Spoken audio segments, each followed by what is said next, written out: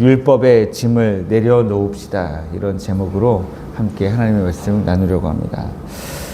신앙생활 오래 하다 보면 기쁨과 감사보다는 왠지 모르게 무겁고 답답한 마음이 들 때가 있습니다. 분명히 우리 주님은 진리 안에서 진리가 너희를 자유롭게 하리라 하셨는데 우리는 오히려 자유롭지 않고, 왜 우리의 신앙은 때로 우리를 짓누르는 무거운 짐처럼 느껴지는지 참 어려운 문제 같습니다.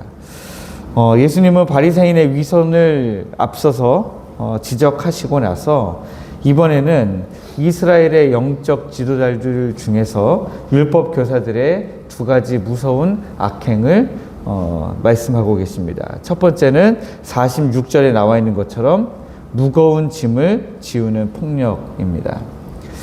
이 율법 교사들은 사람들에게 어려운 짐을 지우고 한 손가락도 까딱하지 않았습니다.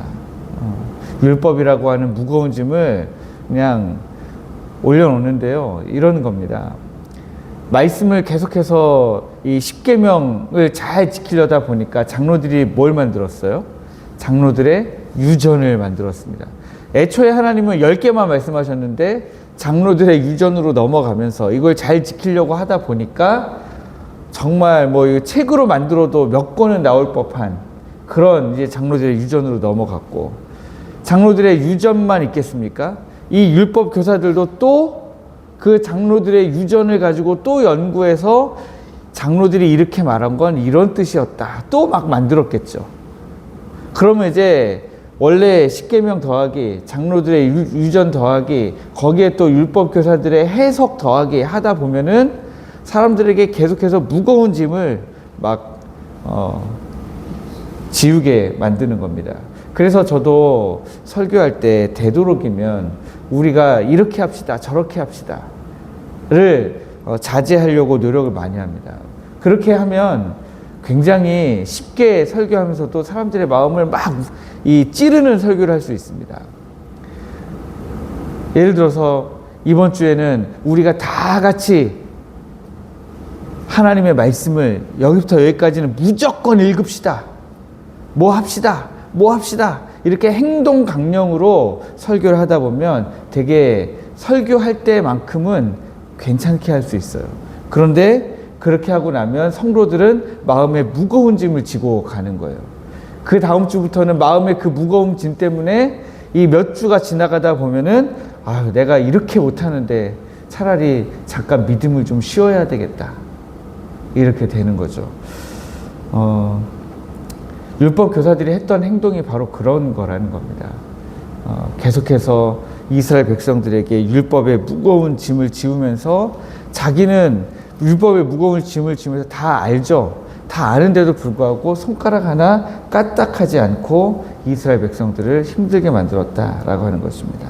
두 번째는 52절에 나와 있는 것처럼 하나님을 아는, 혹은 하나님의 말씀을 아는 지식의 열쇠를 가져가서 이스라엘 백성들이 하늘나라에 들어가지도 못하게 하고 자기들도 안 들어가고, 이거 정말 너무 심각한 범죄 수준이라고 생각합니다.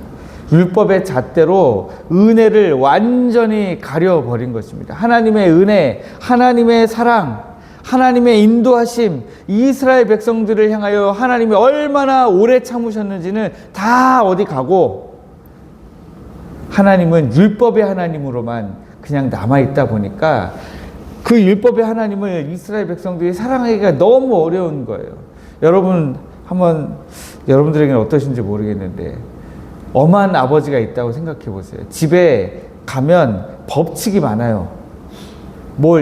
뭐는 이래야 되고 뭐는 저래야 되고, 집에 가면 뭐 지켜야 되는 게 많고 하지 말아야 되는 게 많고 막 그런 집이 있다고 한다면 집에 들어가는 순간부터 아마 긴장할 겁니다. 들어가면서부터 이건 이래야 되고 저건 저래야 되고, 아버지가 오셨을 때 내가 이러면 안 되고 저래야 되고, 우리 가족이 다 같이 밥을 먹을 때는 밥을 먹을 때 어떻게 먹어야 되는지 법도가 있고, 이게 너무 많은 집은요 아이들이 힘들어요. 그런 집에 들어가면 마음의 긴장을 내려놓지 못합니다. 그래서 마음의 긴장을 내려놓지 못하기 때문에 집에서는 잘할 수 있어요. 부모님 눈에 보이는 아들은 반듯한 아들일 수 있습니다. 그러나 이 긴장은 언젠간 터집니다. 그래서 나가서 터뜨리는 거죠. 집에 들어오면 긴장하고 그 긴장했던 것을 나가서는 아무데나 막 터뜨리는 그런 자녀들이 될 수 있습니다. 지금 이스라엘 백성들이 그렇죠. 하나님을 만나고자 하면 긴장해야 돼요. 너무나 많은 부분에서 우리 하나님의 이 하나님의 성품을 알지 못하고 하나님의 성품은 그냥 하나죠. 율법의 하나님. 그런데 이런 모습 속에서 오늘 나를 향한, 내 자신을 향한 나의 모습 속에서 내 스스로 나를 율법으로 옭아매는 경우도 있고요. 혹은 다른 사람을 율법으로 옭아매는 경우도 있습니다. 그래서 우리는 나도 모르게 나 스스로에게도 무거운 짐을 지우기도 하고 다른 사람에게 무거운 짐을 지우려고 노력을 합니다. 이게 상식이지. 교회 오면 당연히 이 정도는 해야 되지 않나?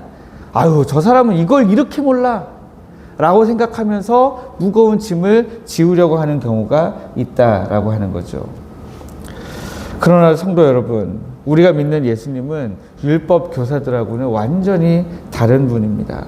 우리 주님은 율법의 짐을 십자가에서 대신 지신 분이다라고 하는 거예요. 이게 우리에게 소망이죠. 마태복음 11장 28절 말씀에 보니까 너희 수고하고 무거운 짐진 자들아 다 내게로 나아오라 내가 너희를 쉬게 하리라 하고 약속하십니다.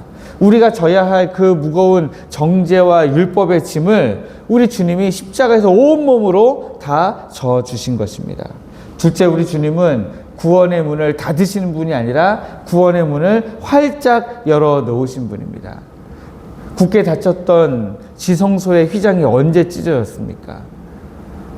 우리 주님이 십자가에서 돌아가실 때 지성소의 휘장이 위에서부터 아래로 찢어지면서 우리 주님께 누구든지 나갈 수 있게 만들어 놓으셨습니다. 그러므로 우리 주님은 우리의 앞을 막아서고 계신 분이 아니라 우리가 들어갈 수 있도록 은혜의 보좌 앞으로 나아갈 수 있도록 참된 생명의 열쇠가 되어 구원의 문을 활짝 열어주신 분이 바로 우리 주님이시다라고 하는 것입니다. 그러므로 이 위대한 십자가의 은혜가 우리를 살린다라는 사실을 우리가 기억하기를 원합니다. 우리가 우리 스스로에게 지웠던 무거운 짐이 있다면, 우리가 남에게 나도 모르게 지우고 있었던 무거운 짐이 있다면 이제 우리가 십자가 앞에 이 율법을 다 내려놓기를 원합니다. 우리 주님 앞에서 우리가 1부터 10까지 다 지켜야만 하나님이 우리를 사랑해 주시고 우리의 기도를 들어주시고 우리를 하나님의 나라로 인도해 주신 것이 아니다라는 사실을 우리가 기억해야 됩니다. 우리 주님이 우리를 위해 대신 십자가에서 짐을 지시고 우리로 하여금 은혜의 보좌 앞으로 나아가는 문을 활짝 열어놓으셨다라고 하는 이 말씀을 붙들고 오늘 주님 앞에 나아가기를 원합니다. 신앙은 남을 찌르는 무거운 짐이 아니라 우리를 살리는 은혜의 열쇠입니다. 그러므로 오늘 율법 교사를, 우리 안에 있던 율법 교사를 십자가에 못 박고 우리 주님 안에서 참된 평화와 안식을 누리시는 이 아침 되시기를 주님의 이름으로 축복합니다.